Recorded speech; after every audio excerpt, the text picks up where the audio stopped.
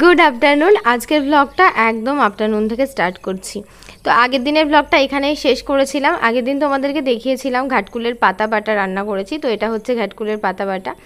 আর এখানে আছে তোমার চাউলির শাক, তারপরে হচ্ছে তোমার উচ্ছে ভাজা করেছি। আর চিকেনটা না আজকে কাঁচা লঙ্কা দিয়ে রান্না করেছি, তো ওই জন্য কালারটা আর কাশ্মীরি লঙ্কা অ্যাড করিনি, ওই জন্য। আর কষা কষা করে করেছি, উপর থেকে নিচের দিকে ঝোলটা নেমে গেছে, উপরের চিকেনটা একটু শুকনো শুকনো হয়ে গেছে, দেওয়ার সময় ওটা ঠিক করে দেবো। আর দিদিভাই তোমার বেগনি, তারপরে হচ্ছে এই যে দেখতে পাচ্ছ ফ্রাইড রাইস দিয়েছিল। কিন্তু আমাদের বাড়ির একটা সমস্যা আছে, মানে আমাদের বাড়িতে মানে ফ্রাইড রাইসটা কেউই পছন্দ করে না। আমার শাশুড়ি মা তো খাবেনই না, আমার শ্বশুরমশাইয়ের কথা তো বাদই দাও, আর আমার বড়ও তাই, আমার মেয়েও তাই। তো আমিও খুব একটা যে পছন্দ করি তা না, তবে আমার চিলি চিকেনের সাথে একটু ভালো লাগে। তো যাই হোক, দিদিভাই দিয়েছে আর খুব সুন্দর বানিয়েছিল, খেতেও হয়েছিল ভীষণ সুন্দর।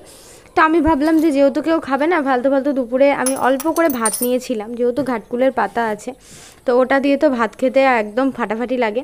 তো ওই জন্য প্রথমে ঘাটকুলের পাতা দিয়ে অল্প করে দুটো ভাত খেয়ে নিয়েছি, তারপরে এই যে 2 পিস চিকেন আর একটা আলু দিয়েছি। আর আজকে চিকেনটা কিন্তু দেখতে সুন্দর না হলেও খেতে কিন্তু ভীষণ টেস্টি হয়েছিল। কাঁচা লঙ্কা টক দেওয়ার কারণে আর কি কালারটা একটুখানি এরকম হয়েছে, কিন্তু খেতে যাই হোক ভালো হয়েছে, এটাই হচ্ছে মেন কথা। তো দুপুরে খাওয়া দাওয়া করে দিদাকে নিয়ে এখন চলে যাচ্ছি খাগড়া জিটিআই স্কুলে।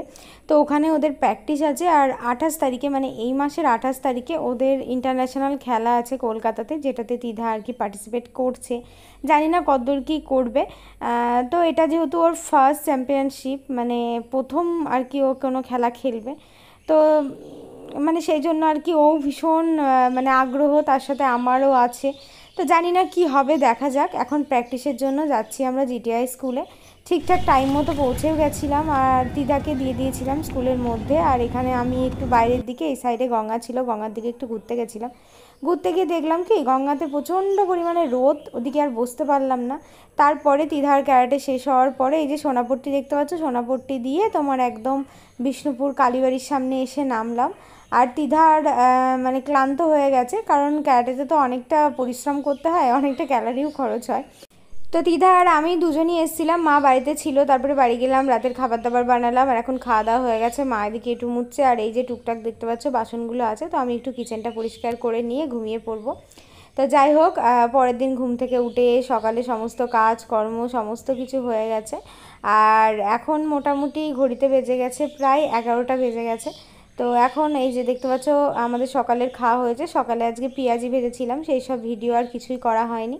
তারপরে তোমার স্নান টান করে অনেকক্ষণ ধরে বসে বসে গল্প করছিলাম, গল্প করতে করতে অনেকটা বেলা হয়ে গেল। তারপর আবার স্নান টান করে এখন হচ্ছে রান্না চাপাচ্ছি। তারপরে দেখো আবার একটা গল্প মানে কথা মনে পড়ে গেছে আর কি, মানে এরকম হতেই আছে আর কি, আবার একটা কথা মনে পড়ে গেছে। আর আজকে এত হাওয়া, মা বলছে মানে জানলা দিয়ে এত সুন্দর দেখতে পাচ্ছ গামছাটা মেলা আছে কেমন উড়ে যাচ্ছে, মানে ভীষণ হাওয়া দেয়। আমাদের এইখানটা যেহেতু একটু ফাঁকা ফাঁকা, তো তো ধরো হাওয়াটাও দেয়। তো মা বলছে দেখো ফ্যান চালাতে হচ্ছে না, এখানে এত ঠান্ডা আর আমাদের ওইদিকে এতটা পরিমাণে গরম। তো আমি বলছি তাহলে তুমি এখন কয়েকদিন থেকে যাও এখানে, তোমাকে এখন যেতে হবে না। তো মা বলছে না থাকলে হবে না, যেহেতু বাড়িতে মনসা পুজো আছে ধরো কালকে, তো চলে যেতে হবে। তো সেই কারণে হয়তো চলে যাবে। আর আমার চুলগুলোর অবস্থা কিন্তু ভীষণই খারাপ হয়ে গেছে, মানে একদম নেংটি হয়ে গেছে। আর এদিকে আমি হচ্ছে মাছ ভাজা চাপিয়ে দিয়েছি, আর আমারও ওদের দেখে দেখে ঘুম পেয়ে যাচ্ছে আর কি। তো ঘুমালে হবে না, এখন দুপুরে রান্নাবান্না করতে হবে। আজকে দুপুরে নিয়েছিলাম আমেরিকান মাছ। তো আমেরিকান মাছে খুব একটা আয় দেয় না, তোমরা জানো। এই যে দেখতে পাচ্ছ মাছের মধ্যে কতটা পরিমাণে তেল, ডিম না হলে তেল। এবার ধরো তেল থাকলে কি হয়, মাছটা তবু একটু টেস্টি হয়, কিন্তু যদি ডিম থাকে না আমেরিকান মাছের মধ্যে, তাহলে মাছটা খেতে একদমই মানে টেস্টি হয় না আর কি। তো মাছগুলোকে লাল লাল করে ভেজে নিয়েছি, একটু কড়া কড়া করেই ভেজেছি মাছগুলোকে। তারপরে এটাকে টমেটো দিয়ে আর পেঁয়াজ টমেটো জিরে আদা বাটা দিয়ে করব, রসুন দেবো না এর মধ্যে, যেহেতু একদম জ্যান্ত মাছ, তো এই জন্য রসুন দেবো না। তো মাছ ভাজা নামাতে গিয়ে দেখতেই পাচ্ছ এক হাতে ক্যামেরা ধরেছি, এই সাইডে ক্যামেরাটা রেখে ভিডিওটা করলে ভালো হয়। তো আমি আবার এই সাইডে ক্যামেরাটা রেখেছি যেহেতু, তো ওই জন্য একটুখানি অসুবিধা হলো। আর মাছের মুড়োটা যেহেতু আছে, আর আমেরিকান রুই মাছের মুড়ো তো তবু একরকম, আমেরিকান মাছের মুড়ো তো, তো ওই জন্য মা বললো আর কি এটা দিয়ে টক বানিয়ে ফেলো। আর টক খেতে যেহেতু আমরা মোটামুটি সবাই কম বেশি ভালোবাসি। আর এই যে কাঁচকলা দিয়ে প্রথমে ভেবেছিলাম মাছের ঝোল করব, তারপরে কাঁচকলা দিইনি। এখানে আলুটা আর কচুটা তোমার হচ্ছে প্রেশারে একটু সিটি দিয়ে দিয়েছি। আর এখানে হচ্ছে তোমার পেঁয়াজটাকে ভেজে নিয়ে জিরে আদা লঙ্কা বাটাটাকে দিয়েছি, একদম টমেটোটাকেও পেস্ট করে দিয়ে দিয়েছি। একটু বেশ টকটক ব্যাপারটা হবে, খেতে কিন্তু ভালো লাগবে। টমেটো টক তো, এখনকার টমেটো খুব একটা বেশি টক না। আর হচ্ছে তোমার দেখবে কুচিয়ে দিলে না টমেটোগুলো সিদ্ধও হতে চায় না। আর এখানে বড়ি ভেজে নিয়েছি টকের মধ্যে দেবো বলে। আর ওই সাইডে তোমার উচ্ছেটাও ভাজা হয়ে গেছে। এখন প্রেশারে মোটামুটি তোমার 4-5টা সিটি দিয়ে আলু আর কচুগুলোকে সিদ্ধ করে নিয়েছি। মানে আমার মনে হচ্ছে আরও বেশি সিদ্ধ হয়ে গেছে, ওই জন্য আর কি জল দিয়ে দিলাম।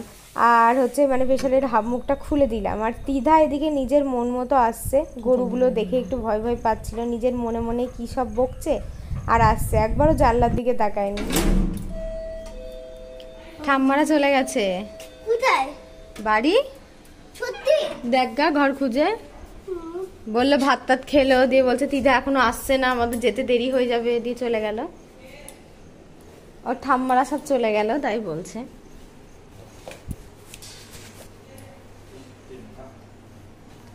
তো ঠাম্মারা চলে গেছে, কেউ নেই।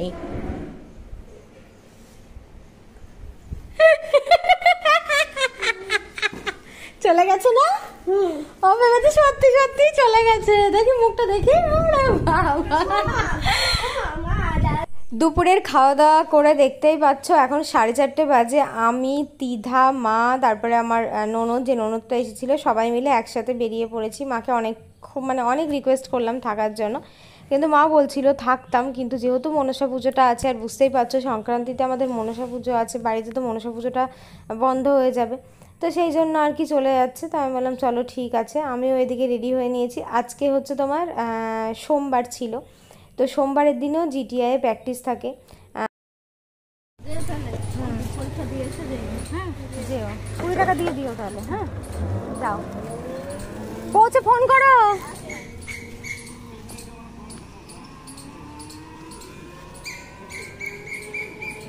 আমরা এদিকে অনেকক্ষণ ধরে দাঁড়িয়ে আছি, কিন্তু একটা টোটো পাই না। খাগড়ার দিকে কোনো টোটোই যেতে চায় না। শেষমেশ একটা টোটো পেলাম আর কি, খাগড়ার দিকে যাবে।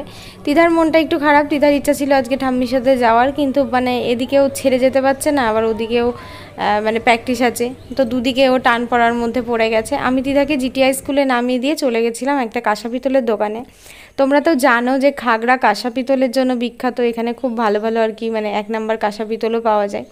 তো এখানে আমি সামনেই দেখলাম গোপুর প্রচুর জিনিস আর কি ঝোলানো আছে, তো দেখে আমি ভাবলাম যে চলো তাহলে গোপুর জন্য তো অনেক দিন কিছু কেনা হয়নি, গোপুর জন্যই কিছু কেনাকাটা করি। তারপরে ভাবলাম চলো কি কিনবো দেখতে দেখতে এই যে দেখতে পেলাম মশারি। তো গোপুর জন্য একটা মশারি নিলাম, যেটা আমার ছিল না, আর একটা নতুন গদি নিলাম। গোপুর আগের যে গদিটা না, ওটা কেমন একটা হয়ে গেছে জানো তো। তো গদিটা খুব একটা বেশি ভালো না, আমি খুঁজলাম ভালোর মধ্যে, তো ভালো পেলাম না। কালারটা আমার পছন্দ হলো, চারদিকে জড়ি দিয়া, মানে ভালো গদিটা ভালো, কিন্তু মানে আর একটু বড় সড়ো হলে বেশি ভালো হতো।